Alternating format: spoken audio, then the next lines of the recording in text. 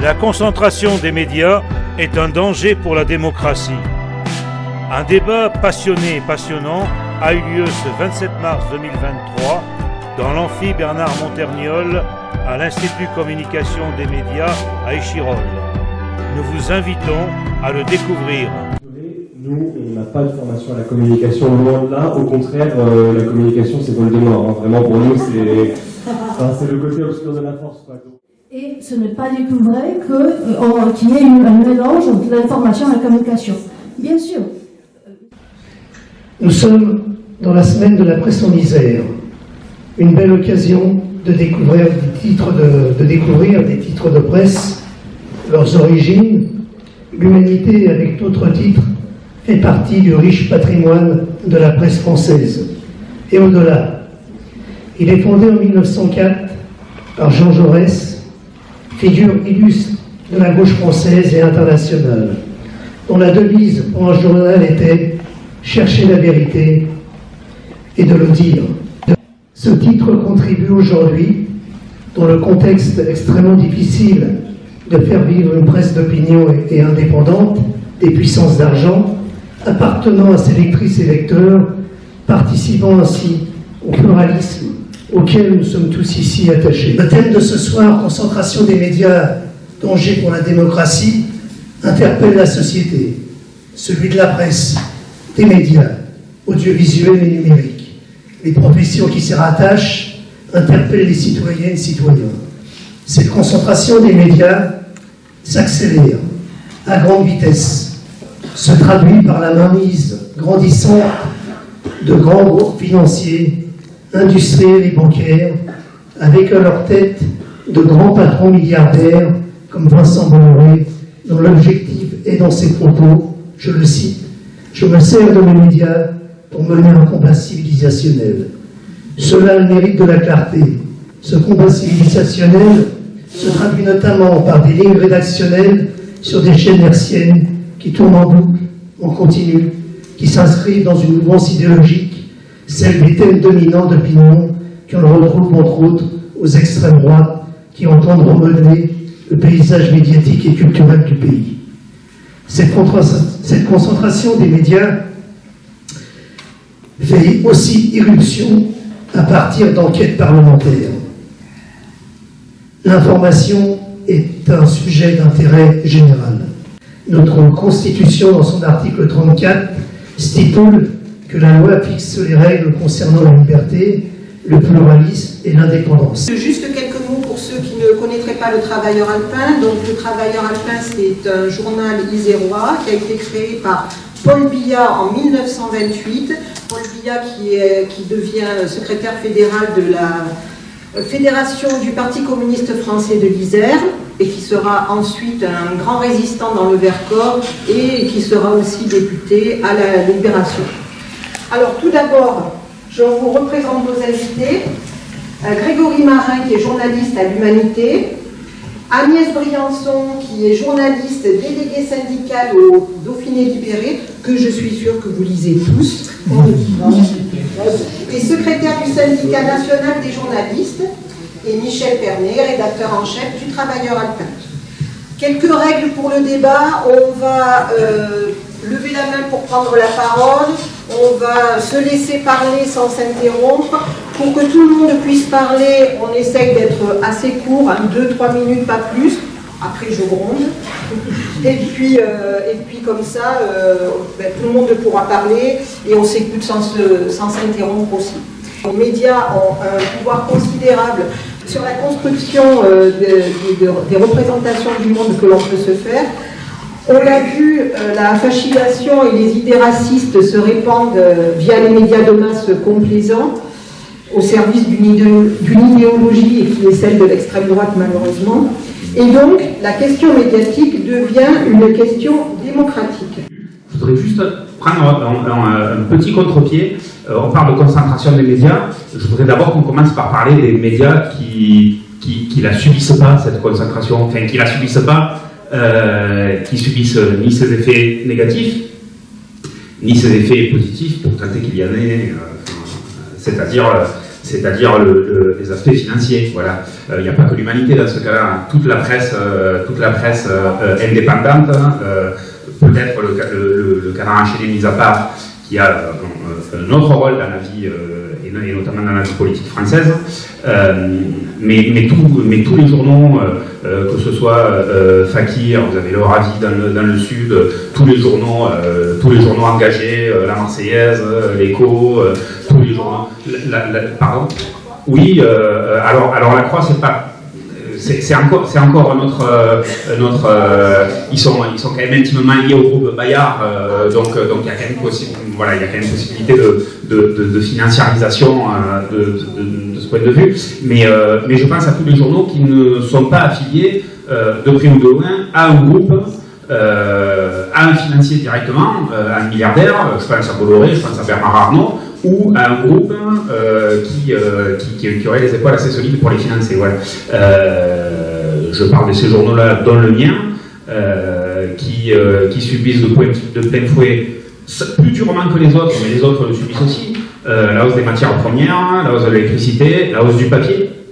Le papier, pour un journal comme l'Humain, c'est plus 600 000 € de factures en 2021, en cours d'année 2021, c'est-à-dire de factures non annoncées, plus 1 million en 2022, parce que les fabricants de papier choisissent de faire du papier pour faire du carton ondulé, pour faire des colis pour Amazon, parce que ça rapporte plus que de faire du papier pour les journaux. Voilà. Donc il y a la question de la financiarisation des médias, elle ne tient pas que dans la concentration, elle tient aussi, dans plein d'autres facteurs. Mais voilà, il me semble important d'abord de dire que le problème il a deux faces aussi, quoi. Voilà. Ce qui m'intéresse surtout, c'est de voir la différence qu'il y a entre les possibilités financières des journaux tels que l'Humanité ou la Croix ou d'autres, et puis face au Figaro, à ces grands trucs, là, les journaux de Bolloré ou autres. Il y a un problème, on sait très bien que point de vue moyen, c'est totalement différent. Mais il y a aussi, déjà, le premier problème, c'est la publicité. J'aimerais savoir à peu près le pourcentage qu'il y a, parce que moi, j'estime qu'il y a certains journaux, vous pouvez voir, par exemple les magazines, le nombre de pages publicitaires, le journal il est déjà payé, parce que en plus, c'est des maisons qui savent payer, la preuve c'est que dans l'Humanité, il y a certaines publicités qu'on ne voit pas. Deuxième différence, évidemment, puisqu'il y a moins de ressources financières, c'est les possibilités de journalisme, le nombre de journalistes dans les spéciaux. Je vais vous parler pour le Dauphiné. En effet, on est donc sur 7 départements, on est 267 journalistes. Et c'est l'effectif, on ne peut pas baisser plus bas sans craindre pour la qualité et du reportage et du journalisme et de ce qu'on vous propose tous les jours. C'est 267 journalistes, on n'est pas les mieux lotis. D'autres journaux ont plus de journalistes, c'est un choix. C'est-à-dire qu'à un moment, il y a aussi un patron au-dessus. Groupe ou pas groupe, nous on est le groupe EBRA, je pense que ça me dit quelque chose, c'est le Crédit Mutuel, qui a, là aussi c'est une sorte de concentration. Si vous habitez sur tout l'est de la France, Alsace, Vosges, c'est ça, Alsace au Vaucluse, vous allez lire les mêmes pages nationales et internationales. C'est-à-dire que l'information, c'est la même. Donc quand on parle de concentration des médias, quand on parle de danger pour la démocratie, je ne dis pas qu'on peut avoir des avis très différents sur telle ou telle politique, je ne sais pas, l'Angleterre ou quoi, mais on aura en tout cas les mêmes écrits et la même façon de penser sur toute cette frontière, ce qui, moi, à un bout d'un moment, me pose aussi problème en tant que citoyen. Alors nous, on est beaucoup moins. Nous, on rayonne sur toute la France et on est vraiment beaucoup moins. On a à peu près 80 journalistes, en comptant les écrivains et les non-écrivains, c'est-à-dire la partie technique, les iconographes, la mise en page, la correction, voilà, les photographes. Alors les photographes, nous, on n'a plus de photographes en pied. On n'a plus que des pigistes. Le dernier photographe en pied est parti à la retraite il y a peut-être 5 ou 6 ans. Quoi.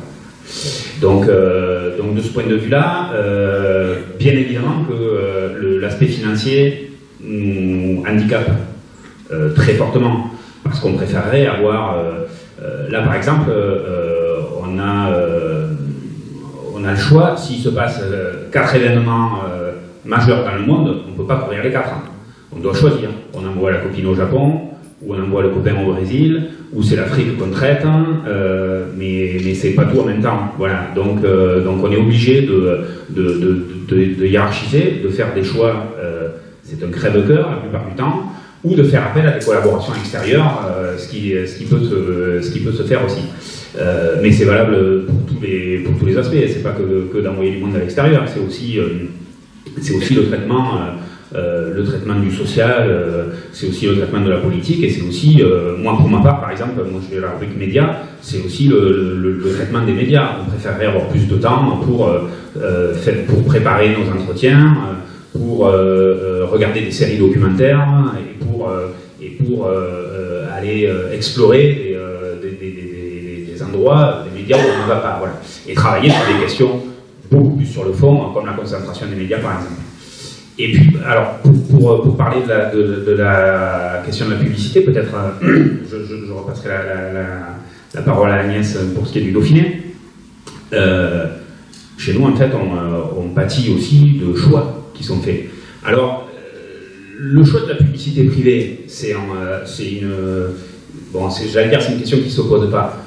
Si, elle se pose aussi, parce que quand Renault ou Mercedes, je ne suis pas sûr qu'on ait beaucoup de lecteurs qui achètent des voitures de luxe, mais enfin, allez, admettons, Renault, Peugeot, Citroën font de la publicité ailleurs. Ils estiment que les gens, que dans les journaux dans lesquels ils font la publicité, les gens ont de quoi se payer leur voiture. Mais nous, nos lecteurs aussi, ils conduisent des voitures. Mais on n'a pas de publicité de ces acteurs-là. Mais à la limite, c'est une question privée. Les industriels choisissent de ne pas faire la publicité. Mais pour la publicité d'État, par exemple, les grandes campagnes de communication sur le Covid, sur machin, on les a pas. La Poste, on les a pas. EDF, enfin, je dis on les a pas, c'est pas complètement vrai, parce que de temps en temps, on met le pied dans la porte, et on a heureusement des directeurs financiers assez pugnaces et des relais politiques aussi, qui font qu'on réussit de temps en temps à avoir ces publicités-là. Mais enfin, si on en a une quand les autres annonçaient, et la publicité, elle va où? Les petits réseaux font les grandes rivières, hein. La publicité, elle va chez Bolloré, chez Arnaud, voilà. La publicité publique, c'est-à-dire celle pour qui vous tous, nous payons, hein. Voilà. Donc ça, c'est un vrai problème démocratique aussi. Voilà. Le financement de la presse, il peut se faire aussi par ce biais-là, pour lequel nous payons tous d'une manière ou d'une autre, par les produits que vous achetez, vous payez aussi la publicité, ça vaut pour le privé, et par le public, parce que vos impôts, ils servent aussi à financer cette publicité-là. Une page de pub, je ne sais pas combien, je ne sais pas, je vais vous dire des bêtises, donc je préfère pas vous le dire, mais les quelques milliers d'euros que coûte une page de pub, par exemple, ça nous permettrait de faire 4 grands reportages à l'international dans l'année, quoi. Voilà. De nombre de journalistes, quand on n'en a pas, on travaille avec des bénévoles, des militants. Je voulais prendre le problème aussi par un autre bout, c'est-à-dire que là, on parle de réduction des moyens, difficulté à avoir le nombre de journalistes qu'il faut. Il y a un autre aspect qui est l'étendue des tâches qu'on demande aujourd'hui aux journalistes. Il fut un temps, je ne dis pas que c'était mieux avant, mais il fut un temps, on avait un papier, un stylo et on écrivait. Aujourd'hui, ce qu'on demande aux journalistes, c'est non seulement d'écrire, mais c'est aussi de faire des films vidéo, d'animer les réseaux sociaux, d'intervenir sur différents supports médiatiques, parce que le lectorat est de plus en plus divisé en différents publics, avec différentes habitudes de lecture et différents supports sur lesquels ils s'informent. C'est vrai dans une petite mesure pour nous aussi.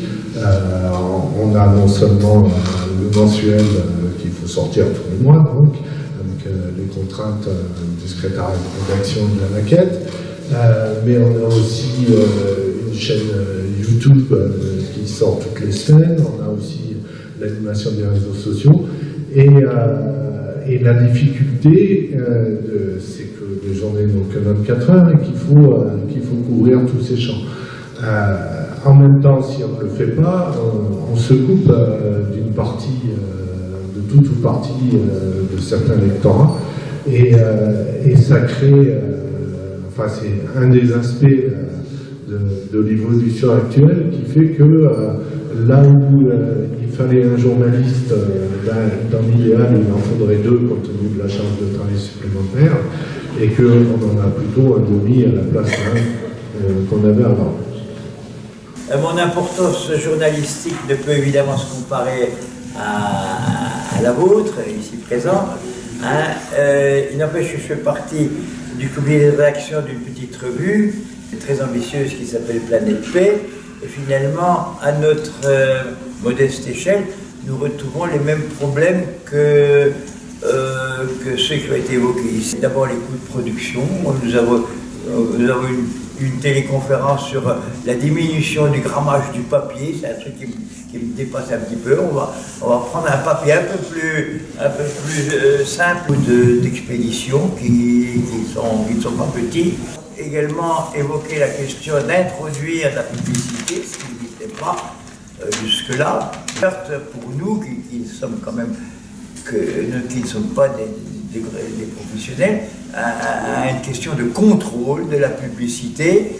Nous avons devant les yeux l'exemple des banques, de la Banque du Vatican, c'est pas un journal, ils se sont fait piéger en ayant des actions dans des usines qui fabriquaient des grenades et du matériel d'armement. Nous avons une grande peur de nous faire piéger. On parlait de la publicité. Nous, c'est évident qu'au Dauphiné Libéré, on découvre comme vous parfois les publicités le matin quand on ouvre le journal. On peut parfois les voir la veille quand on est en train d'écrire le journal. Et on a aussi ce problème tout simplement de patrons qui sont prêts à prendre l'argent partout où il y en a.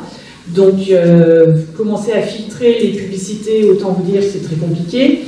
Quand c'est une publicité Crédit Mutuel, vous doutez bien que c'est porte ouverte pour eux et on n'a rien à dire. On se bat aussi avec des publicités qui ont parfois des visuels un peu trop misogynes, pas assez féministes, pas assez égalitaires. Et ça, c'est toutes des choses où c'est en interne, c'est-à-dire que les journalistes régulièrement font remonter les choses, s'opposent, mais ça ne se voit pas. Et c'est vrai que des fois, on entend des réflexions sur le Dauphiné, je peux les comprendre, mais vous n'avez pas idée de comment, au quotidien, une vraie volonté de présenter un journal qui soit à l'image de la société. Et il y a certains élus qui arrivent à contourner en proposant, alors c'est pas des publicités, mais c'est des petites annonces sur leurs événements, et d'un seul coup on découvre que derrière c'est un meeting politique du RN par exemple. Typiquement, c'est des choses qu'on ne voulait pas, qui est déjà paru une fois.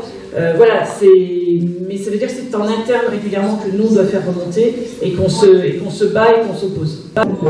Donc je dis qu'il a raison, on a besoin de 1 000 € de confinement, on a besoin, on va arrêter, etc.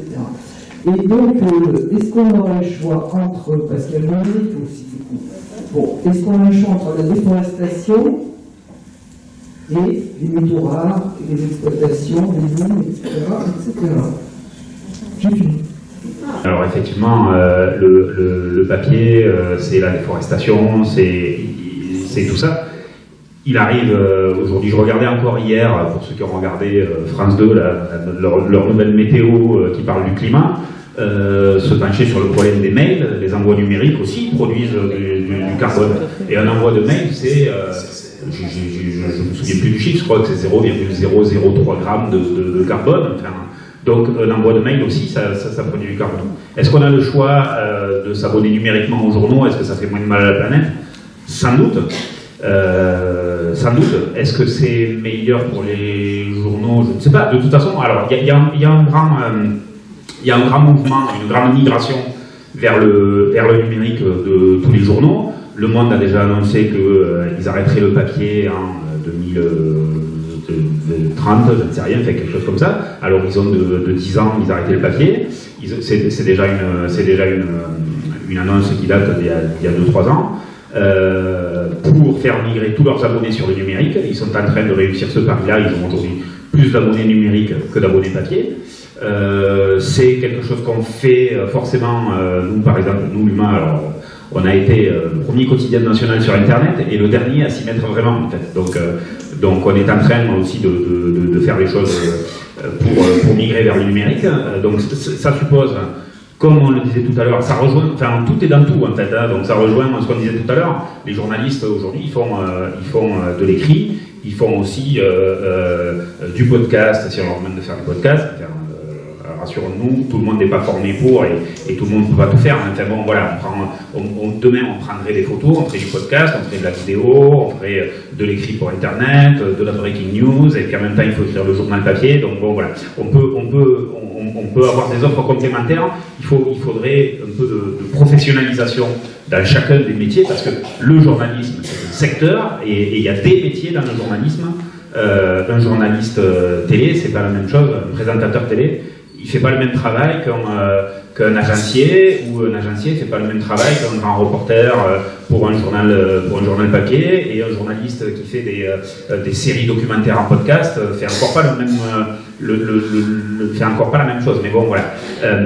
Donc tout ça pour dire oui, il y a une grande migration vers le numérique. Aujourd'hui, ce qui est présenté comme l'Eldorado, en gros, des journaux, notamment des journaux, des grands journaux, les quotidiens nationaux, les grands quotidiens régionaux, ça reste encore un modèle à inventer. Enfin, pas à inventer parce qu'il existe, mais un modèle économique à trouver.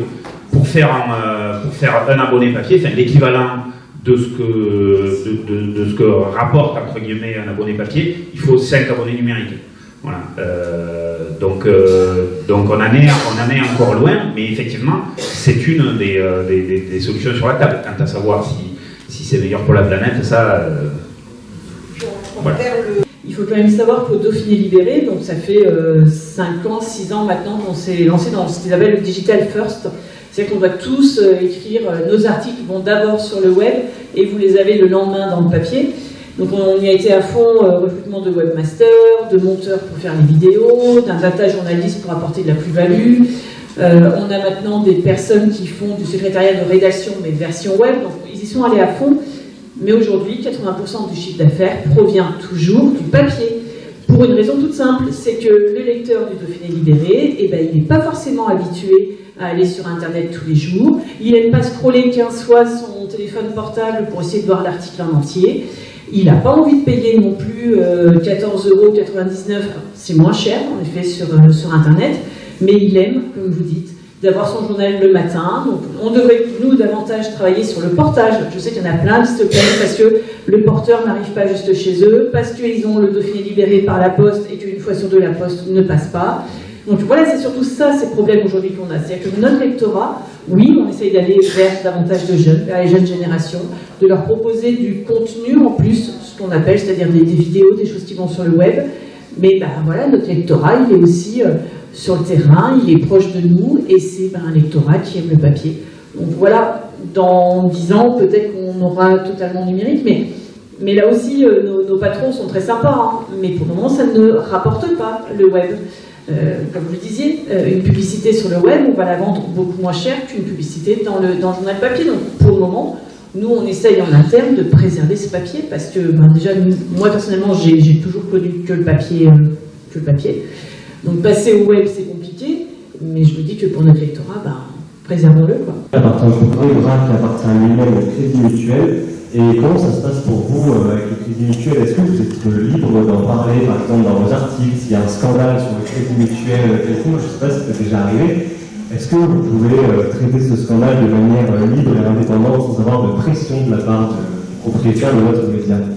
Dans les faits, une fois, il y a eu en effet une tentative de révéler c'était ce que faisait le Crédit Mutuel du côté de l'Angola, il me semble, mais ça remonte à déjà très longtemps, c'était vraiment le tout début du Crédit Mutuel. L'article est paru, mais dans les 2 jours qui ont suivi, il y a eu un publi-reportage, bien évidemment pas payé par le Crédit Mutuel, mais une belle page de pub avec tout ce qui est les polices. Donc les polices, c'est la forme de la lettre, donc la maquette du Dauphiné Libéré, tout ça pour un article élogieux qui contrecarrait un peu ce qui avait été écrit précédemment. Donc, le premier article a pu être publié, mais derrière on a en fait une extinction d'incendie très discrète. On a obtenu, nous, au Dauphiné depuis 1 an, que tous les articles qui concernent le Crédit Mutuel, qui concernent des sociétés rachetées par le groupe EBRA, désormais, vous avez en note à la fin, nous vous rappelons que le Dauphiné Libéré, votre quotidien, fait partie de ce groupe EBRA, ou que le Crédit Mutuel est propriétaire de votre quotidien. Ça nous semblait important, cette transparence vis-à-vis du lecteur, et ça fait à peine un an qu'on a réussi à l'obtenir, et c'est en interne. C'est une fois de plus des journalistes qui l'ont demandé à la direction, parce que pour la direction, elle ne voyait pas le problème, de ne pas le dire. Nous, on trouve qu'il faut de la transparence. Notamment la question des agences de presse, qui me semble assez peu nombreuses au niveau mondial. C'est la première chose. La deuxième chose, c'est...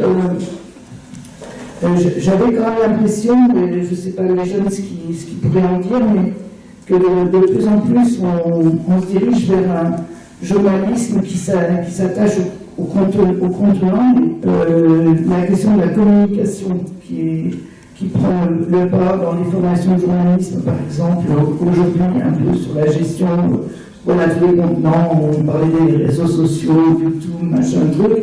C'est-à-dire que la question du contenu de l'action journalistique me semble importante, et je vais, pour finir, savoir, dans chacun des deux journaux présents, combien il y avait de précaires en journaliste et en personnel.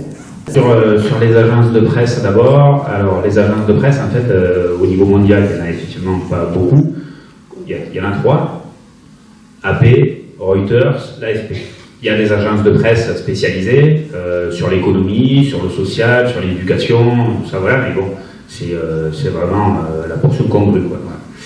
Voilà. On peut aussi faire le choix, certains journaux l'ont fait. Malheureusement, j'ai plus l'exemple en tête, mais je sais que ça a existé en tout cas, de faire des expériences en se passant des agences de presse. Ça peut exister. La meilleure solution, alors l'agence de presse, c'est pas un fournisseur de contenu.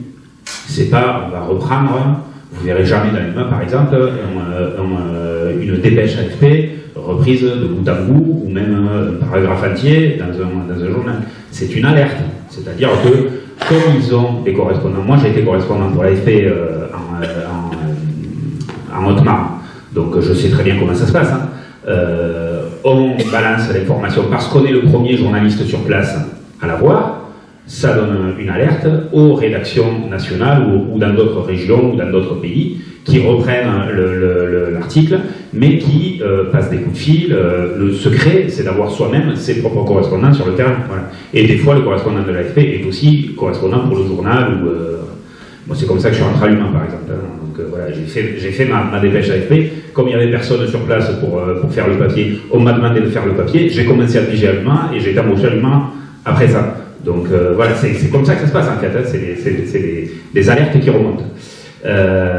Sur la question alors j'allais dire des pigistes, mais justement voilà, c'est des précaires. Ça dépend ce que vous appelez les précaires, des CDD, alors des CDD, oui, il peut y en avoir quelques-uns. CDD, pigistes, je ne saurais pas vous dire. Des statuts qui ne sont pas protégés, je dirais. Alors les statuts qui ne sont pas protégés. Ce sont des statuts qui sont protégés. Les seuls statuts, entre guillemets, qui ne le seraient pas ou qui le seraient moins, c'est les stagiaires. C'est les stagiaires qu'on fait bosser comme des journalistes. Voilà. Chez nous, ça n'existe pas. Les stagiaires, ils sont payés à partir du 3e mois, ils sont payés. C'est-à-dire que les stagiaires les stagiaires pour 2 mois, c'est les stagiaires d'école, généralement.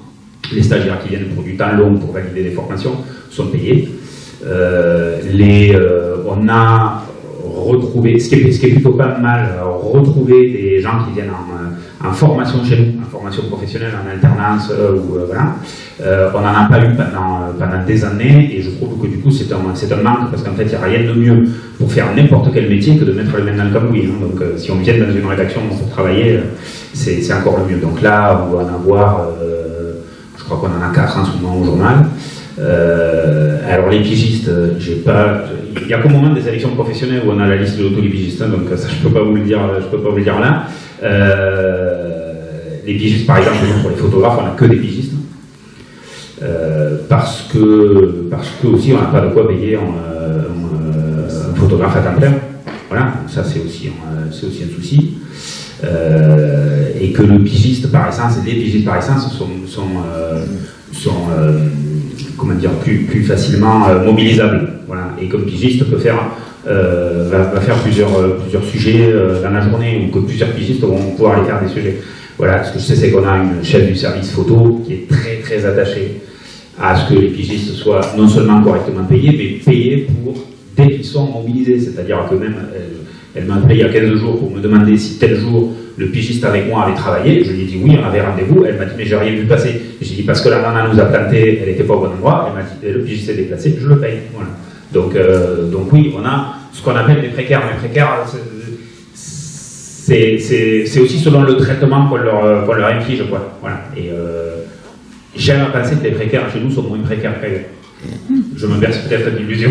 On a aussi des pigistes, et je dirais que pour le coup, nous, ils sont vraiment précaires, puisque un journaliste rémunéré à la pige à Paris, on peut imaginer qu'il aura plusieurs employeurs, qu'il pourra facilement trouver d'autres piges. Quand on est pigiste au Dauphiné Libéré, on est vite coincé, parce que ici, il n'y a pas 36 000 médias possibles, il n'y a pas 36 000 autres employeurs à aller voir. Donc, on a des précaires, en effet, au Dauphiné Libéré. Les pigistes sont à peu près une centaine. Ils ne font pas des équivalents. Ça doit représenter 80 ou 70 équivalents temps plein. Donc oui, ils sont précaires. Vous parlez d'autocensure. Je ne suis pas sûre que les pigistes s'autocensurent. Ils font beaucoup leurs articles. Enfin, c'est beaucoup du magazine. On les voit peu sur l'actualité, les pigistes chez nous. Donc ce n'est pas eux qui vont s'autocensurer. L'autocensure, moi je la déplore dans les rédactions, c'est-à-dire avec des journalistes installés en CDI, mais qui justement sont installés, ont maintenant acheté la maison, se sont installés à Grenoble, se sont installés à Aubenas, et ils y sont bien. Et du coup, commencer à rouler dans les brancards, commencer à peut-être taper sur le préfet, sur c'est se compliquer la vie derrière, c'est peut-être attirer l'attention du chef qui va dire écoute, ça se passe mal à Aubenas, je te mute à Saint-Jean-de-Maurienne. Oui, là, d'un seul coup, on réfléchit à deux fois. Donc, moi, je la déplore un peu plus en interne, cette autocensure. Et parfois, elle n'est pas pensée. Les journalistes ne vont pas penser qu'ils s'autocensurent, mais c'est une habitude. Oui, ça se passe toujours comme ça avec lui, donc maintenant, je fais plus gaffe, et puis je le traite comme ça.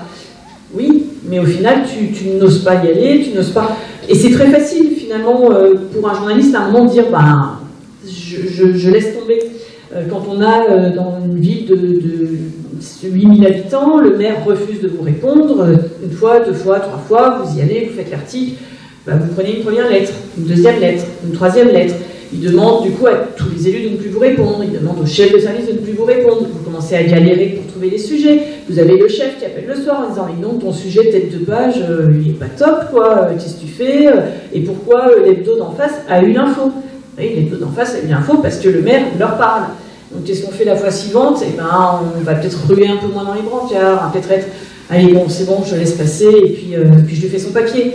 Voilà, il y a ça aussi qui est pas évident. Être journaliste dans une petite commune, c'est parfois plus compliqué que dans une grande ville où on est 5-6 journalistes dans l'agence. Le maire, il voit une fois telle personne, une fois une autre. Il y en a un qui va écrire méchamment sur lui, l'autre va être un peu plus sympa derrière sur tel sujet. Ça passe, ça tourne.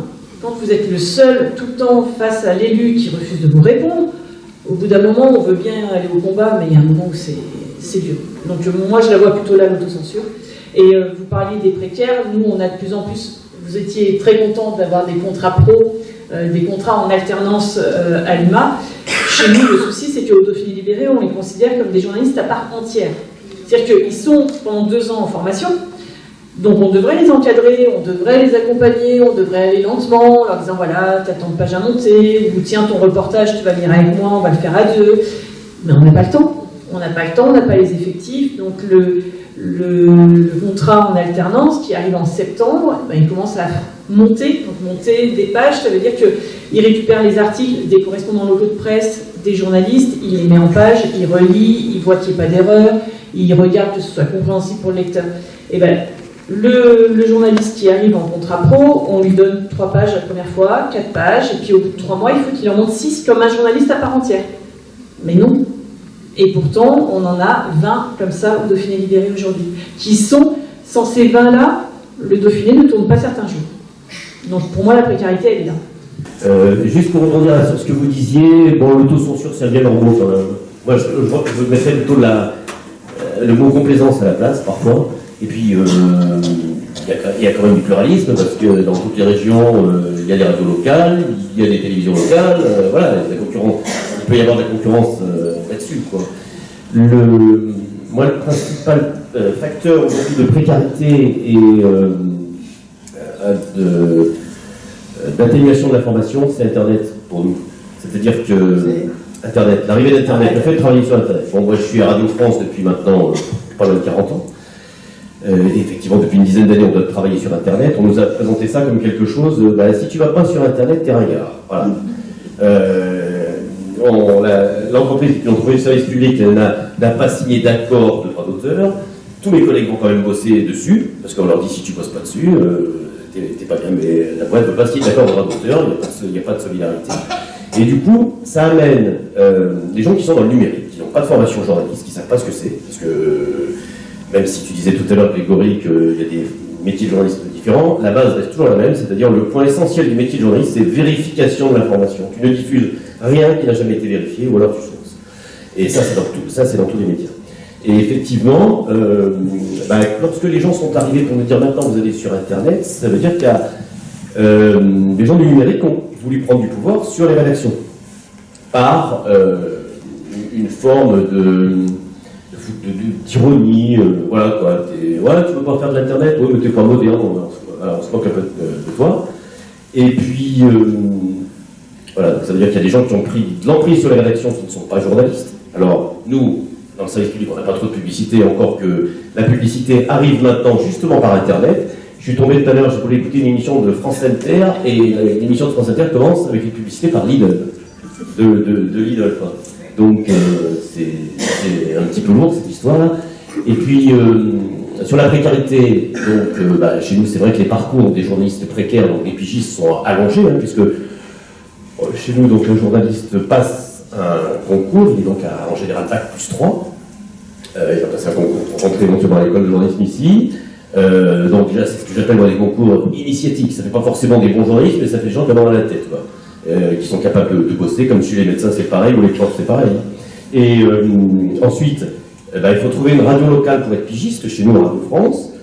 On va rester pendant 1 an, 2 ans, ensuite on passe encore un concours pour devenir CDD, et on va tourner pendant 4 ou 5 ans, et par la suite on espère signer un CDI quelque part, et donc ça crée de la précarité, c'est-à-dire que ce qui n'existait pas avant, il y a 15 ans ou 20 ans, c'est que maintenant il y a des femmes qui ont, et puis des hommes aussi bien sûr, mais qui ont des enfants. Donc ça veut dire qu'il y a des femmes qui sont confrontées à des congés maternité en étant CDD. Voilà. Et puis par rapport aux pigistes, c'est vrai que moi ça m'arrive, la grande mode maintenant, dans les radios locales, c'est de faire du micro-trottoir. Moi ça m'intéresse pas. Je veux dire, aller dans les rues de Grenoble pour savoir ce que les gens pensent d'une mesure prise à Paris, je vois pas l'intérêt. Le micro-trottoir, on le fait une fois quelque part, et puis c'est basta. Donc moi je ne veux pas le faire, mais mes rédacteurs en chef qui se sont succédés, qu'est-ce qu'ils vont faire? Ils vont demander à un journaliste précaire de le faire qu'il ne peut pas refuser. Et la grande faiblesse des syndicats de journalistes, c'est qu'il n'y a personne, la responsable des CNJ dans la rédaction, elle ne monte jamais au créneau pour dire non, il ne va pas le faire. Voilà. Ou d'autres syndicats d'ailleurs.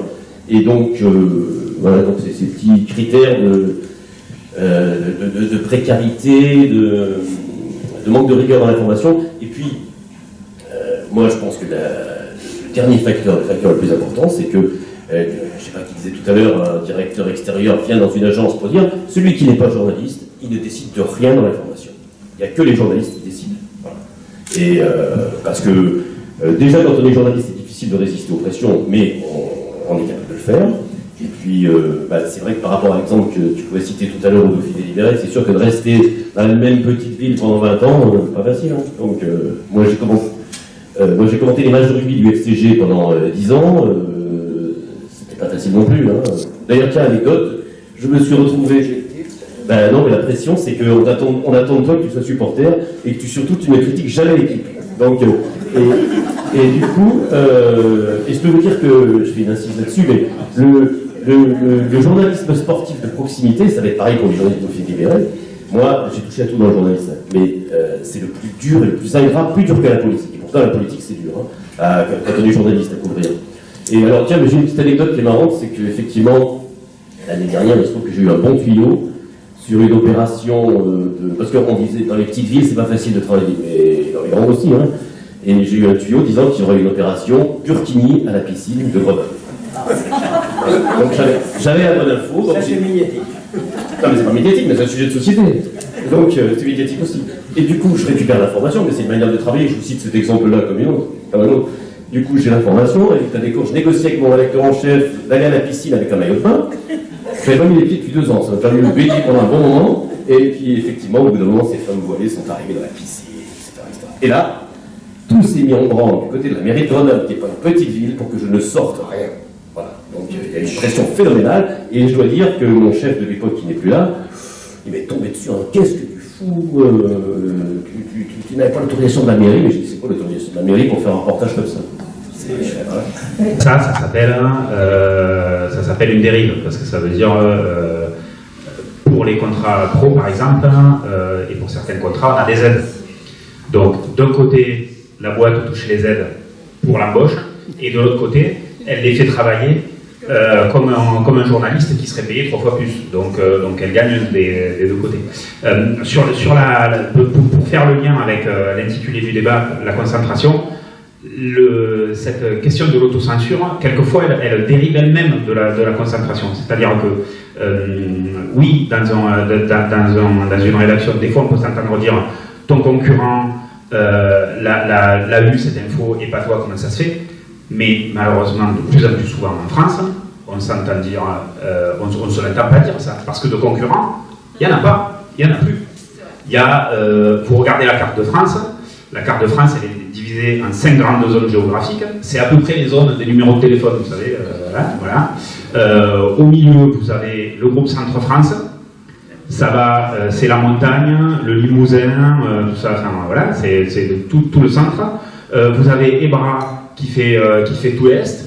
Vous avez, voilà, une partie. Vous avez la Dépêche, Midi Libre à la Dépêche, donc de Montpellier jusqu'à Toulouse, et même plus, voilà, oui, jusqu'à Toulouse, un petit peu après Toulouse. Puis vous avez Sud-Ouest, qui fait tout le quart, là. Et puis vous avez Ouest France, enfin, voilà, il y a 5 ou 6 grands groupes qui se partagent. Et puis Rossel au nord, qui fait le nord et la Belgique. C'est une situation assez mortifère, quoi. Pour la pluralité de l'information, on n'a pas parlé encore de pluralisme, mais le pluralisme au niveau national, il est en très grand danger. Au niveau régional, il est quasiment mort, en fait. Voilà. Il n'y a même plus besoin d'avoir de l'autocensure des journalistes. Voilà, on fait aujourd'hui qui veut avoir sa publicité dans le journal. Allez, à la limite, il s'adresse même plus quasiment aux journalistes. Il appelle le directeur de la rédaction. Voilà. Et puis, il ne se verra pas opposer un refus. C'est le canal naturel de la communication, et plus du journalisme. Les GAFA aujourd'hui prennent de plus en plus d'importance dans le domaine de l'information, par l'intermédiaire de Google, Facebook, Amazon et d'autres. Et ils achètent aujourd'hui des extraits d'articles à des journaux, et des journaux qui ont besoin de liquidité. Et à partir de là, font peser des menaces sérieuses, plus que sérieuses, sur l'évolution du journalisme et du métier de journaliste. Puisqu'à partir de ces données, à partir de ces extraits d'articles achetés à des titres de journaux, il y a des femmes, des hommes qui ne sont pas forcément d'ailleurs des journalistes de formation, qui entrent des données dans les algorithmes et qui offrent des articles à partir de l'extrait d'articles achetés qui correspondent donc à un lectorat, et de ce fait des situations où on n'a plus besoin d'être vraiment journaliste pour donner de l'information, pour permettre à ce que les lectrices et les lecteurs puissent avoir une vision sur tel ou tel événement. Donc voilà, qu'est-ce qu'on peut en penser, et puis comment on peut aussi combattre cette mainmise des GAFA. La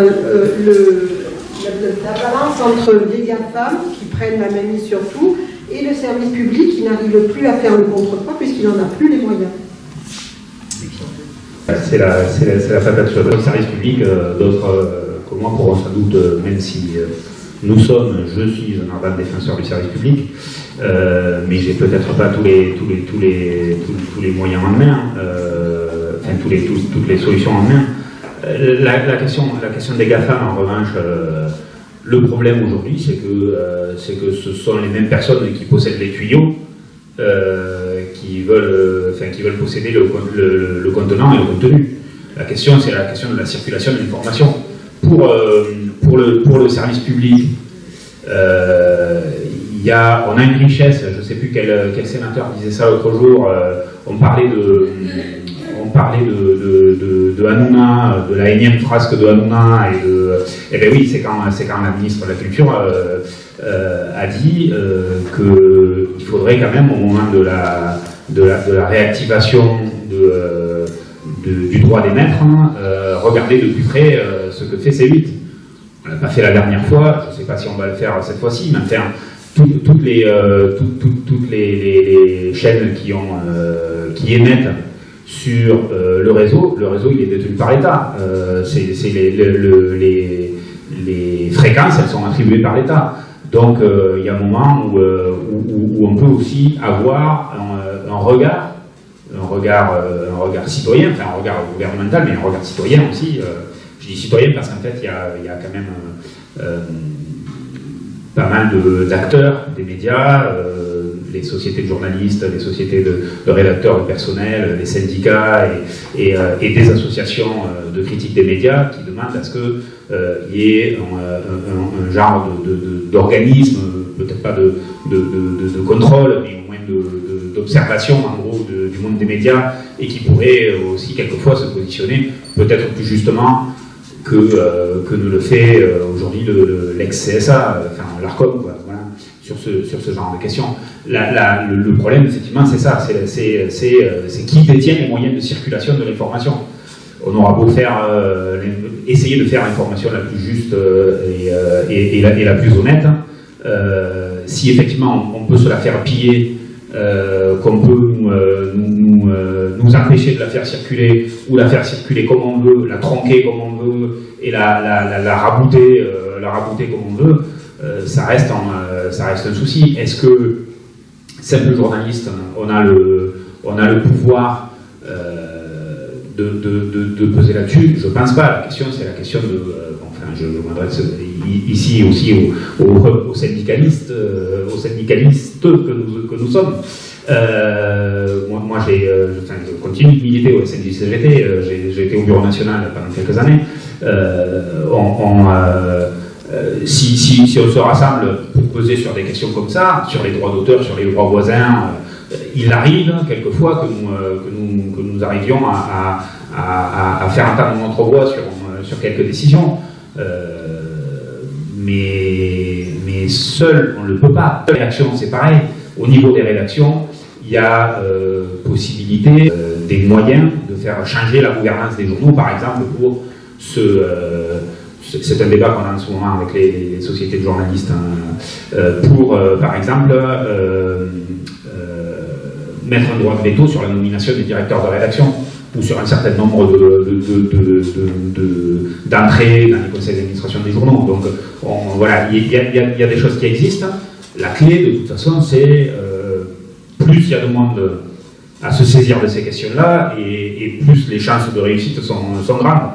Mais... Nous, tout seuls, on ne peut pas se battre contre les GAFAM. Après, je pense qu'il y a aussi une éducation aux médias qui est à faire, non seulement auprès des jeunes dans les collèges, lycées, mais également du grand public en général. C'est-à-dire que faire la différence entre une information qui est reliée, juste reliée en fait, coupée, détournée, c'est possible. Et ça nous oblige, nous aussi journalistes, à proposer une véritable information que l'on va chercher, où on amène une plus-value. C'est-à-dire qu'un journaliste, il n'est pas juste là pour raconter ce qui se passe, il est là également pour rappeler peut-être la loi, qui à un moment définit quelque chose, peut-être apporter des connaissances que n'a pas le lecteur. Donc ça, c'est aussi à nous de le mettre en avant. C'est-à-dire que les GAFAM nous obligent en fait à être encore meilleurs, à apporter d'autres choses. mais les citoyens également ont un rôle. C'est-à-dire que si on se précipite tous pour cliquer sur, on va le dire, hein, c'est ce qu'on appelle des titres putaclic, c'est-à-dire des titres racoleurs, où le titre fait penser qu'il y a une révélation et quand on clique, on l'a tous fait. On s'est dit, mais en fait, il n'y a rien, où le titre est détourné parce qu'on vous parle de grands scandales. La dernière fois, un truc très marrant, j'ai cliqué parce que c'était écrit, machin et machin, 2 points, le palais monégasque annonce leur séparation, ou il y avait des choses comme ça. Moi j'ai cliqué et en fait non, il y avait des rumeurs de séparation, donc du coup le palais monégasque annonçait, contrait en fait ces rumeurs. Mais le titre était tourné de telle façon que j'ai cliqué bêtement, je me suis retrouvée sur un site, voilà. Et donc ça leur fait un clic en plus, ça leur fait de l'audience et ils sont contents. Mais derrière, il y avait 0 information. Donc si le citoyen, le lecteur est capable d'identifier ces titres-là, eh bien, il ira plus cliquer. Les sites qui font leur beurre avec ces audiences-là, parce que plus l'audience du site est importante, plus la pub arrive et plus la pub paye cher. Et donc c'est comme ça que vit le site, avec d'ailleurs 0 journaliste, hein, parce qu'ils font leur contenu avec quoi?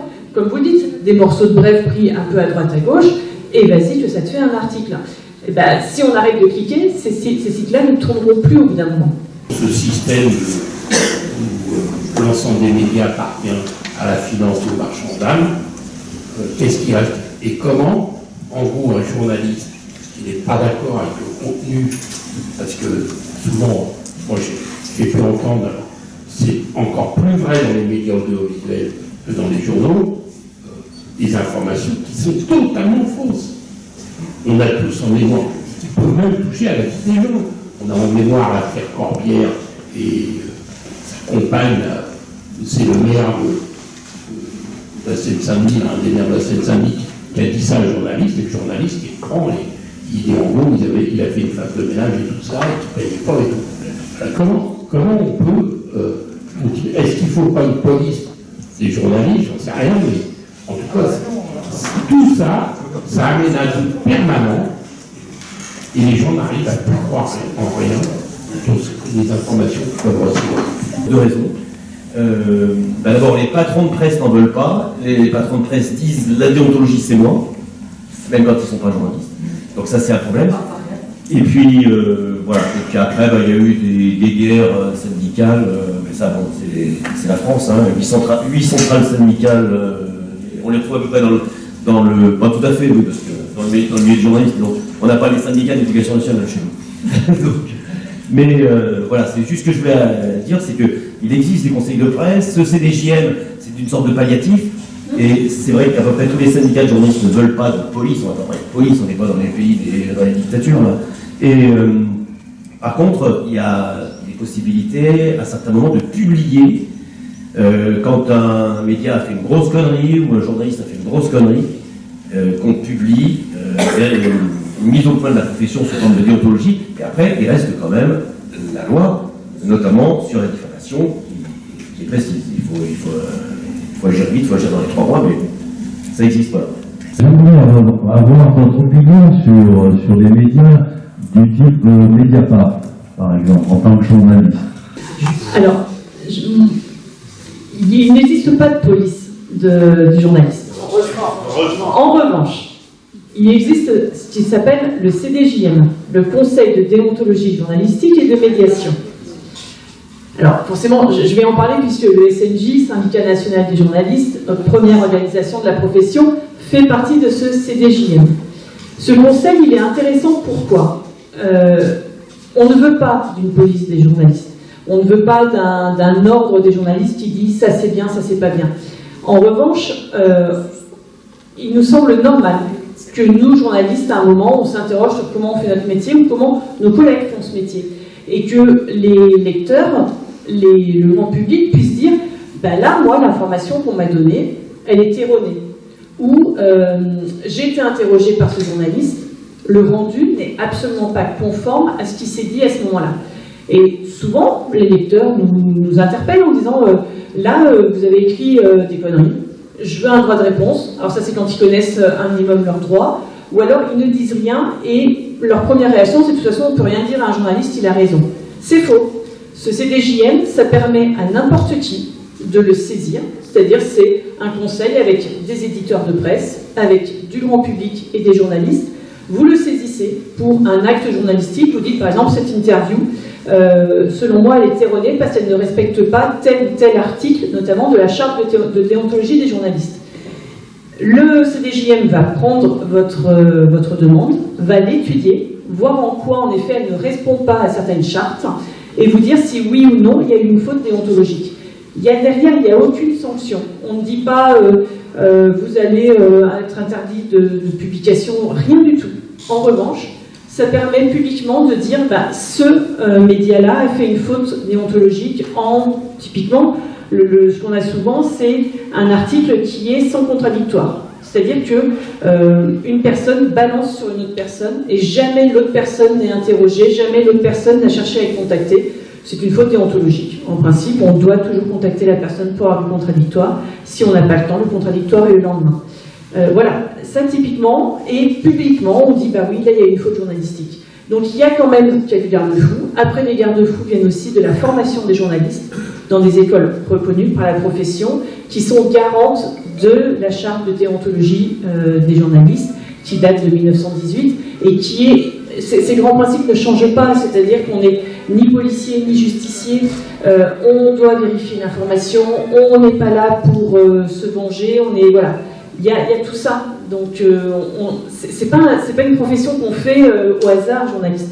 On a envie à un moment et on a un rôle, et je pense que tous les jeunes journalistes, tous les apprentis ont ça en tête. C'est pas anodin d'écrire quelque chose, ça a des répercussions, même au plus petit niveau. C'est-à-dire que dans une commune de 7000 habitants, quand vous écrivez quelque chose, c'est lu et le lendemain, il y a souvent des lecteurs qui se pointent à l'agence pour dire « là, vous avez écrit une erreur » ou « là, ce que vous avez fait, ça m'a porté préjudice ». On le voit dans les petites communes et il faut qu'on en ait tous conscients, journalistes, quand on écrit quelque chose. Quand on dit quelque chose, en radio, en télé, c'est la même chose. Et sur Internet, c'est là aussi que les GAFAM ont joué. Ce qui avant restait dans le petit environnement de l'agence, aujourd'hui, toute la France, tout le monde peut savoir rapidement ce qui s'est passé à Annecy où je bosse. On n'est pas d'accord sur un article, effectivement, on a la possibilité de saisir la rédaction pour faire publier le droit de réponse. Le journaliste a d'ailleurs le droit de faire un droit de réponse ou droit de réponse. Ça peut être sans fin, mais généralement, ça se calme très vite, même si on arrive sur un point de désaccord, mais on tombe d'accord sur le fait de ne pas être d'accord. Ça arrive. Il y a aussi, pour le journaliste qui ne serait pas d'accord avec sa rédaction, d'abord la possibilité de saisir son syndicat, de saisir un syndicat, de refuser d'apparaître, de refuser de signer, de saisir la société des journalistes ou sa société des personnels. Il y a des conflits internes dans les rédactions aussi, comme il y en a dans toute société. Donc voilà, donc comment dire, on laisse pas les mains libres. Voilà une grande réussite d'Internet, par exemple. Voilà. Internet, ça permet d'abord d'écrire long, et eux, ce sont des journalistes qui ne font que ça. Donc ils font de l'enquête, ils ont le temps, ils ont les moyens. C'est plus facile, une petite parenthèse, c'est plus facile de lever 1 ou 2 millions d'euros quand on s'appelle Louis Plenel que quand on s'appelle Fabien Gay ou Patrick Leyaille. Voilà. Donc voilà, je referme la parenthèse. Mais effectivement, ils ont embauché des journalistes au bon salaire. Ils ont embauché beaucoup de commerciaux. Ils ont une affaire qui tourne et qui fait, du coup, de par les bonnes conditions de travail qui sont offertes aux journalistes, qui fait aussi qui produit de la plus-value, voilà, qui produit de l'enquête, qui fait du fond, et tout. Donc voilà, moi c'est la seule opinion que j'ai là-dessus, sur le travail en tout cas, voilà. Mais Mediapart, alors oui, Mediapart gagne de l'argent. Ils ne gagnent pas de l'argent seulement par leur exercice journalistique pur. je pense que, ouais, voilà, ils ont aussi d'autres activités, et notamment l'activité d'édition. Là encore, les livres des Louis Cunel se vendent plutôt pas mal, et je pense que ça doit rentrer dans le chiffre d'affaires. Mediapart, hein, heureusement que ce journal existe. C'est pas le seul. Hein. C'est pas le seul, et j'allais dire, c'est même heureusement qu'en France, on peut avoir une presse aussi diverse finalement. C'est-à-dire qu'on a des journaux qui sont autofinancés, qui sont indépendants, mais je suis désolée, c'est très bien aussi d'avoir un journal de presse quotidienne régionale qui va parler de ce qui se passe à 3 km de chez vous et qui parfois sort. Alors, c'est sûr, c'est pas l'affaire qui fera la une de Mediapart, mais l'affaire d'une bisbille entre deux adjoints, l'air de rien, ça peut faire causer dans une commune très longtemps, et c'est bien aussi qu'on en parle. Une image qui était d'abord à la télévision. Il y a Sur Image, il y a Bastama, il y a Reporter. Oui, voilà, enfin, de la presse un petit peu alternative, indépendante, qui produit des bons contenus. Il y a Bastama, il y a Reporter, Arrêt sur Image, effectivement. Oui, voilà, oui, Médiacité. Enfin, il y a plein de journaux qui valent le coup et qui eux aussi, quelquefois, pas tous, mais certains, et à certains moments en tout cas, sont aussi en difficulté parce que, bien évidemment, ça fait pas toujours plaisir et quand on vit de sa plume, on trouve pas toujours les billets de 500 balles sur le pas de la porte. Hein. Tout à l'heure, il y avait une dame qui s'inquiétait de la formation dans les écoles de journalisme et qui s'inquiétait du fait que ce soit un peu mélangé avec la communication. Nous, la petite brochette qui est là, on est à l'école de journalisme de Grenoble, qui fait partie des 14 écoles reconnues par la profession.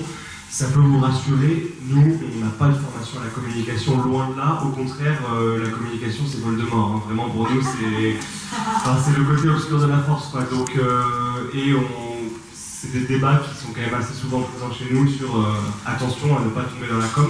En revanche, ce qui est vrai, c'est qu'on a un certain nombre, je ne sais pas combien précisément, mais moi c'est mon cas, à avoir fait une licence information et communication avant. Donc là, il y a quand même un gros problème de mélanger information et communication, qui sont deux choses complètement différentes. On a des cours d'information, d'écriture journalistique et des cours de com. Et donc, bon, on a été un petit peu formaté dans notre licence à la com, ce qui est un problème. Mais bon, ça, on s'en détache quand même un peu une fois qu'on est dans l'école journaliste. Et sur la déontologie journalistique, vous en parlez tout à l'heure, effectivement, on a des cours de déontologie journalistique où on apprend les différentes chartes. Voilà, après, j'ai été très peu dans les médias, j'ai fait très peu de stage et tout, mais de l'impression que j'en ai eu du peu que j'ai fait, j'ai un peu l'impression que ces chartes de déontologie, elles sont très théoriques et qu'en fait, une fois qu'on est dans le métier, la froide rationalité du rapport capitaliste à l'information nous rattrape assez vite. Et la notion de rentabilité économique nous rattrape assez vite. Pour avoir une anecdote, j'étais récemment en prestage à Ouest France et on m'a dit « Ah non, mais cet article-là, on le met en gratuit parce que c'est un article qui est plutôt positif sur une entreprise et il nous achète des pages de pub. Regarde, on va caler la petite page de pub ici. » Et c'est un journaliste qui m'a dit ça, hein. C'est pas un communicant ou un mec de la régie publicitaire, c'est un journaliste. Défendre ta déontologie jusqu'au bout, quel que soit ton média. C'est sûr que c'est plus facile dans le service public que dans les médias qui sont financés par la publicité, mais quand même, ils résistent. Des formations, l'éducation, bon, c'est un peu de plus en plus, mais c'est vrai que l'éducation nationale, il y avait Mergueux à Lyon qui faisait ça. Et alors, je disais un soir dans une réunion de Gaulle, avec les UFL, etc. Bon, c'est toujours pareil, des choses critiquables, mais en plus, je le faisais, nous, dans les écoles maternelles, on s'est servi de cette chose. Et sinon, est-ce que ce soir, alors vous avez dit 1700 journalistes arrêtés, c'est ça, vous avez dit 18 tués, carrément. Bon, et Assange dans tout ça. On a un gros L'école pour faire de l'éducation aux médias, mais c'est pas évident, parce que soit il le fait sur ses jours de repos, et autant vous dire que passé un certain âge, on n'a plus forcément envie de passer ses jours de repos avec des enfants à expliquer notre métier, que l'éducation aux médias, pour que ce soit bien fait, il faut un minimum de formation. C'est-à-dire qu'un journaliste, il va intervenir une fois pour parler de son métier, pourquoi pas. L'éducation aux médias, c'est différent. C'est-à-dire qu'on va apprendre aux jeunes, mais également aux personnes un peu plus âgées, mais c'est quoi une véritable information? Comment je vais sur Internet la vérifier? Est-ce que je peux faire confiance à ce média-là ou à celui-ci? Et donc, de plus en plus, en tout cas nous, au CNJ, on demande à ce que les personnes soient formées. C'est-à-dire qu'il y ait des associations, style Entre les lignes par exemple, qui est une association qui va du coup rassembler les journalistes qui ont envie de faire ça et qui donne une petite formation de 2-3 jours sur comment j'amène les jeunes à découvrir l'information, comment ça se passe de travailler avec eux. Parce qu'un journaliste, il va parler de son métier. En revanche, est-ce qu'il aura le recul pour dire ça c'est une information vérifiée, quels sont les outils? Pas nécessairement. Donc aujourd'hui, tout reste à faire sur l'éducation aux médias. Il y a un chantier énorme, il y a des résidences qui commencent à se monter. Donc les résidences, c'est simple, c'est un journaliste qui va passer 3 semaines, 4 semaines, parfois 6 mois dans une école, dans un collège, régulièrement. C'est-à-dire qu'ils viennent faire 2 heures d'atelier tous les jours. Mais ces journalistes-là, il faut les trouver. Si c'est des CDI qui sont dans les entreprises, donc comme je vous le disais, c'est sur leur temps de travail, c'est sur leur temps de repos. Ou alors il faut trouver l'employeur qui va accepter de laisser partir le journaliste tout en le payant pour faire ça. Donc de plus en plus, ce sont des pigistes qui le font, des journalistes rémunérés à la pige, mais même chose. Il faut être sûr qu'ils soient bien payés en salaire derrière, sinon s'ils sont payés en facture, ils ont un risque de perdre leur carte de presse. Il y a plein de choses qui rentrent en ligne de compte. C'est pas aussi simple que ça. On ne peut pas imaginer que la presse, normalement, maintenant, les entreprises de presse sont des entreprises privées. Est-ce qu'on ne peut pas imaginer le système plutôt comme l'audiovisuel, c'est-à-dire l'audiovisuel public, pour avoir, préserver cette information indépendante? Je sais pas si... Pas trop d'informations sur les statuts juridiques. En tout cas, ce statut juridique-là, je ne sais pas s'il vaut mieux faire une fondation ou si dans le conseil de surveillance, on peut élargir le conseil de surveillance à des représentations de personnel, de lecteurs. Voilà. Dans le conseil de surveillance de l'UMA, par exemple, moi j'y siège au titre de la Société des personnels de l'humanité. Donc nous on détient 10% du capital, moi j'ai plutôt tendance à dire 10% des dettes du journal, voilà. Mais j'y siège à ce titre-là, comme le représentant national des Amis de l'Humanité y siège, le représentant national de la Société des lecteurs y siège, voilà. Donc on a là, avec ces 3 représentations-là, déjà 50% de l'actionnariat du journal qui est là. Parce que la vraie richesse d'un média, quel qu'il soit, ce sont ceux et celles qui le lisent, qui l'achètent, qui l'écoutent, qui s'abonnent, voilà, c'est ça la vraie richesse. Donc nous sans nos lecteurs, on pourrait pas vivre, par exemple. Je crois que c'est le cas de Mediapart, je crois que c'est le cas d'autres journaux, surtout ceux qui sont de ce côté-là du manche, on va dire, c'est-à-dire du côté de ceux qui n'ont pas le soutien de milliardaires, de grands groupes industriels. Après, effectivement, on peut émettre des vœux. Moi, je préférerais je préférerais qu'on ait 10 000 abonnements dans l'année plutôt que 500 000 € de souscription. Voilà, je préférerais avoir des choses plus concrètes et qui c'est très concret quand on a l'argent de nos souscripteurs et de nos amis et de nos lecteurs, mais d'avoir quelque chose qui élargisse notre lectorat, qui aille vers les gens et notamment conquérir des nouveaux lecteurs. Donc, on essaie de mettre en place plein de choses pour ça. Pour moi, c'est plutôt ça la vraie richesse que le statut juridique. Le statut juridique qui peut servir aussi en interne, des fois, de contre-pouvoir, tout ça, voilà. Mais pour moi, c'est avant tout se donner les moyens, c'est avant tout, en tout cas dans le modèle que je défends et dans le modèle dans lequel je travaille, c'est avant tout avoir un peu d'aisance financière, quoi. Voilà. C'est-à-dire que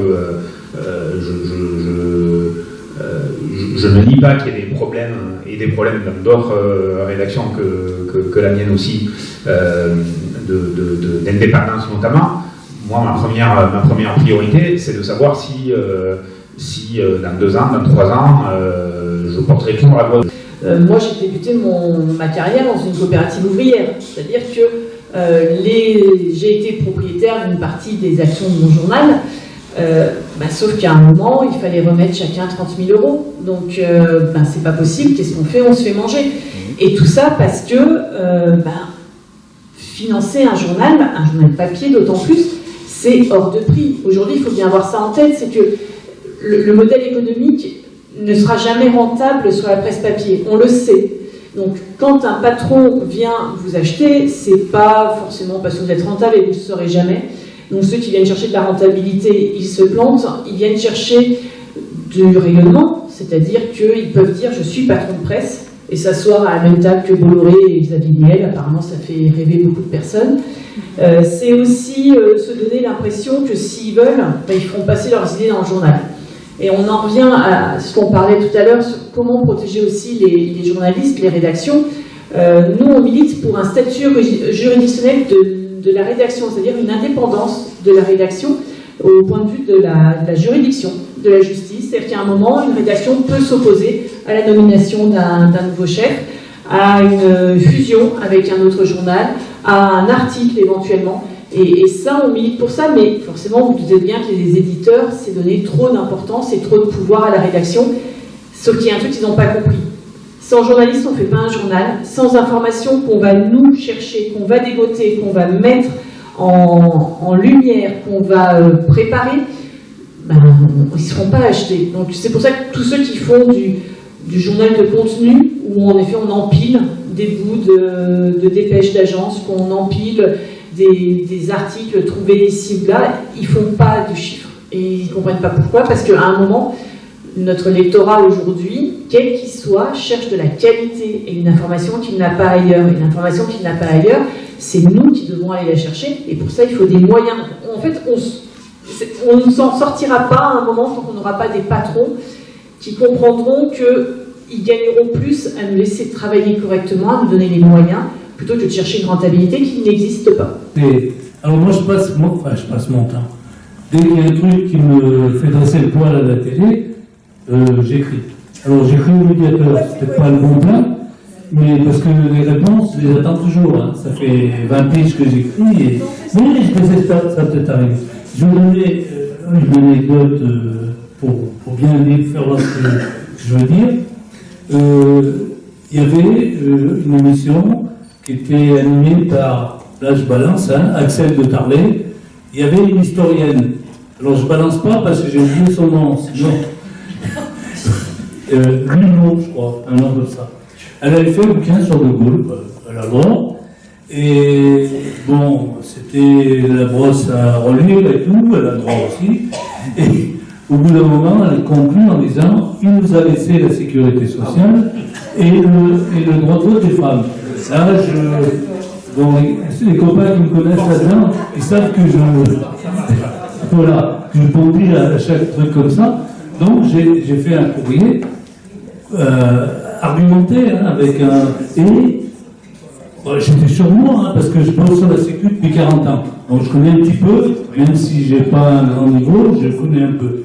Et j'ai fait vérifier mon texte par Annie Lapoiris. J'ai dit, c'est toujours ça, elle m'a félicité, tout, je l'ai envoyé. Et j'attends encore la réponse, je crois.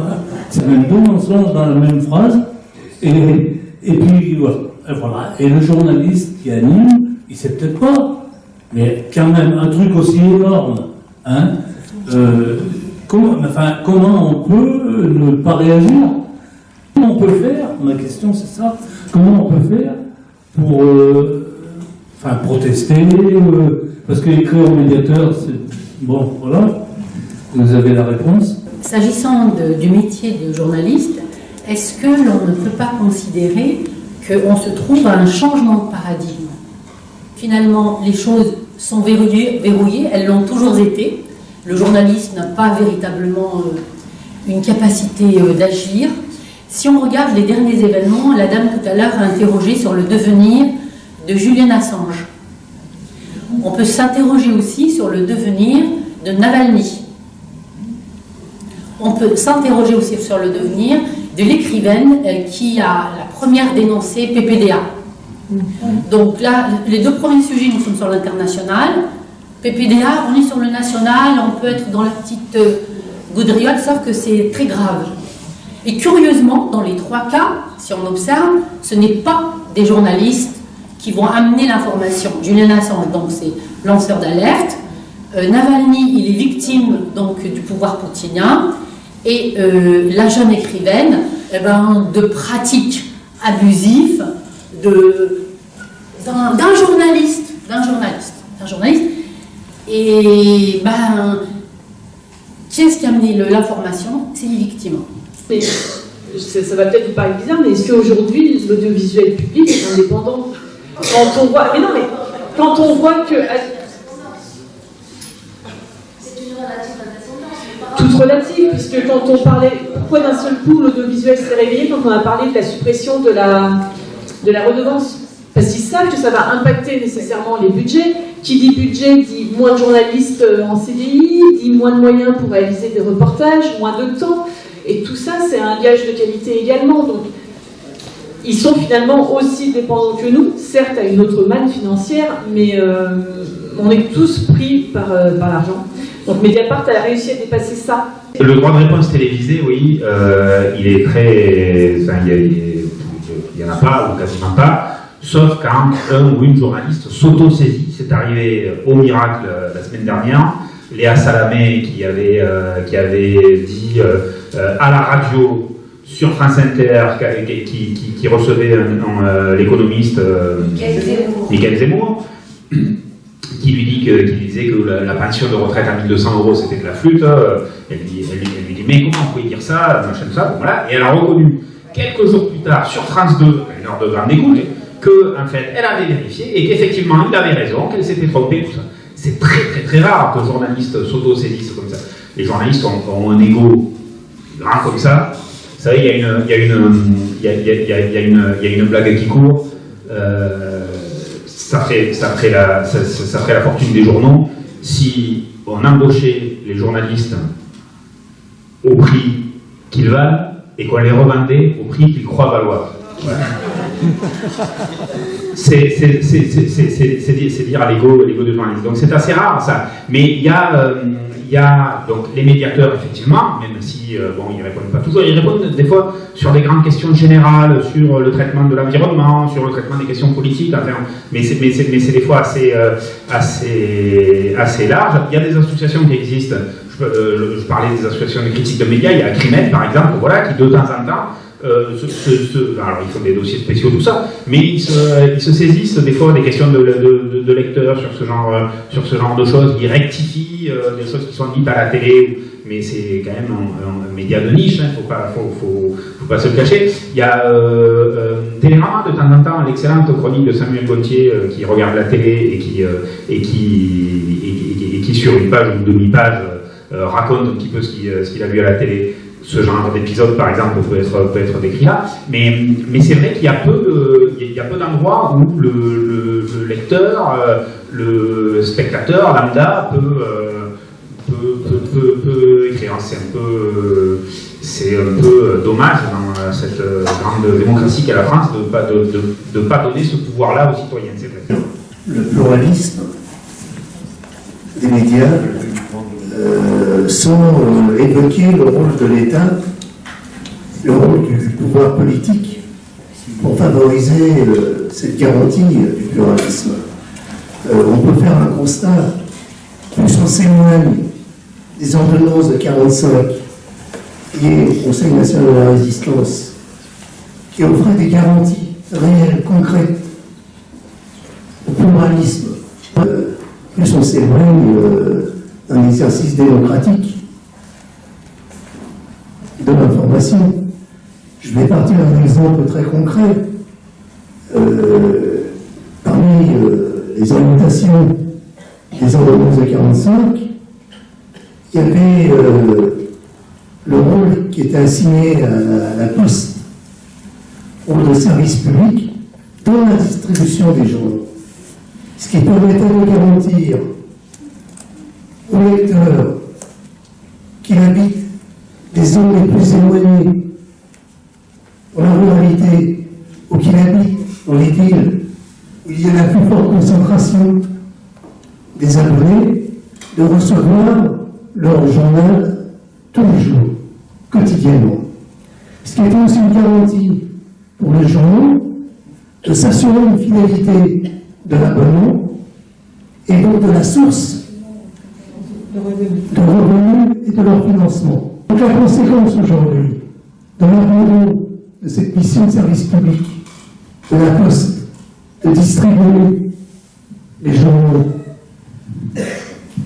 aux abonnés, aux lecteurs, c'est quoi la conséquence? La conséquence, c'est tout simplement qu'on laisse ce marché à des opérateurs privés qui vont agir par la rentabilité. Avant tout, l'objectif, c'est la rentabilité. Conséquence, on ne reçoit pas les journaux 2 jours, 3 jours, 4 jours et plus. Et on arrive à des lecteurs qui se désabonnent. C'est une question politique. Le rôle de l'État dans la garantie du pluralisme. Du CNR, tout à fait d'accord. Et pas que pour la question de la Poste et la question de la presse, pour les questions générales. La Poste, tout particulièrement, a, je dirais, abandonné, j'allais dire que c'est un peu fort, je ne suis pas sûr que ce soit un peu fort. La dernière fête de l'humanité, vous savez, à la fête de l'humanité, on réunit le jour de l'inauguration de la fête tous les patrons de presse, les représentants de syndicats, les représentants de la presse magazine, de la presse nationale, enfin voilà, et la Poste, les imprimeurs, enfin tous les gens qui font vivre la presse, pour ce dîner qui reste unique en France, le seul endroit où tous les acteurs de la presse papier peuvent se rencontrer.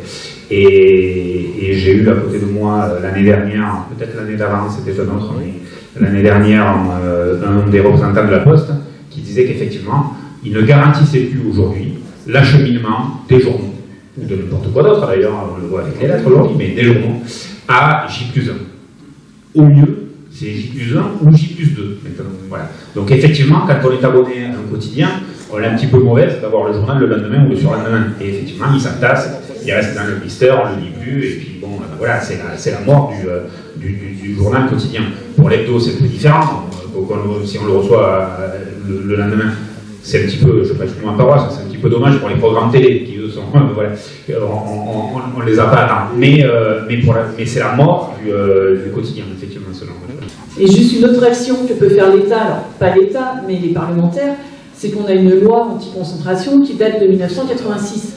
Et cette loi anti-concentration, elle se basait sur l'audience d'un journal, l'audience d'une radio, l'audience d'une télé. Aujourd'hui, le numérique est rentré en ligne de compte, c'est-à-dire que quand on a un site internet, forcément l'audience sera plus importante. Et aujourd'hui, ce n'est pas pris en compte. Donc cette loi, elle est totalement obsolète, elle n'a pas du tout évolué avec la société. Donc déjà, la première chose, ce serait de revoir cette loi anti-concentration en tenant bien compte de tous les médias d'un seul coup. C'est-à-dire qu'un propriétaire qui a à la fois une télé, une radio et une presse écrite, la concentration, elle y est de fait. Sauf qu'aujourd'hui, la loi anti-concentration ne verra pas de problème, parce que ce sont 3 médias différents et que l'audience cumulée n'est pas comptée. Eh oui, non mais voilà. Donc il y a aussi un moment où si l'État veut vraiment favoriser la pluralité, favoriser les médias en règle générale, eh ben, il se lance dans une réforme de cette loi. Je connais rien, je suis allée chez les libraires et j'ai cherché qu'est-ce qu'il y avait sur le sujet. Et j'ai trouvé quelque chose qui s'appelle l'information d'un bien public, qui ne se contente pas de dénoncer, alors que la dénonciation est tout à fait importante, mais dont il y a un dernier paragraphe qui s'appelle, un dernier chapitre, pour une loi de démocratisation de l'information. Pourquoi le fonds de dotation ne suffit pas? Des médias à but non lucratif, quel point d'interrogation? Pour une gouvernance démocratique des médias, et c'est ce qui m'intéresse le plus. Gouvernance démocratique à tous les niveaux, donc ça parle du métier de journaliste, des rédactions qui doivent avoir voix au chapitre sur ce qui se fait dans le journal. Ça veut dire que si on est intéressé, on peut faire notre métier de citoyen, de creuser un petit peu, et pas faire que des droits de réponse ou des lettres au ministre, mais s'en occuper politiquement aussi. Et défendre l'humanité aussi, parce que avoir un esprit critique, l'humanité, c'est absolument indispensable. Une proposition de loi pour limiter la concentration des médias aux mains de quelques patrons milliardaires. Elle n'a pas été votée faute de temps, mais on sait d'ores et déjà que tous les groupes, en dehors de la NUPES, voteront contre. Mettre un bémol à la proposition de loi qui va être présentée par la NUPES, puisque cette proposition de loi fait peser aux élus du personnel, donc aux représentants du CSE, le vote notamment dans le cadre d'une vente d'un journal à un autre patron. C'est les élus qui diraient oui ou non. Donc vous dites bien que les élus du personnel, s'ils votent non sur la vente du journal à tel ou tel patron et que derrière c'est la vente du journal, aucun élu du personnel n'aura le courage de refuser cette vente. Donc l'idée de la NUPES est bonne. Il y a des bonnes choses dans leur loi, sauf qu'il faut arrêter un moment d'imaginer que dans les entreprises, le rapport de force est du côté des élus du personnel ou des salariés. Malheureusement, depuis les ordonnances Macron, ce n'est plus vrai. On se bat comme des chiens pour pas grand-chose. Donc, nous faire peser encore plus ce poids, ouais, c'était pas forcément la meilleure chose. Entre cette proposition de loi, les idées sur certaines aboutisses, comme le CDJM par exemple, et les idées sur les différents conseils, les conseils de déontologie, voilà, il y a quand même un intérêt pour cette chose, dans une partie non négligeable tout de même de la population. Il y a un intérêt. Donc moi je pense qu'il faut le faire vivre, il faut vous en saisir au travers. On en parlait tout à l'heure des débouchés que vous pouvez avoir, que ce soit les chaînes, les journaux. Il ne faut pas hésiter à interpeller et la presse, et les journalistes, et les patrons de presse, et les syndicats, et les associations de lecteurs, et les structurations même des journaux et du capital, je dirais, voilà, pour porter ces questions-là, parce qu'effectivement c'est une question essentielle pour la démocratie que de nous laisser le droit de travailler et que de vous laisser le droit, à travers nous, de pouvoir de vous informer, de poser des questions. Et voilà, donc, c'est, en fait, pour pouvoir utiliser ce droit demain, il faut l'utiliser aujourd'hui. Merci beaucoup. Merci à nos invités, merci à vous tous d'être venus. Merci au Institut directeur de l'humanité d'avoir organisé ce débat. Je vous remercie tous d'avoir pris du temps pour partager ce débat. Je remercie bien évidemment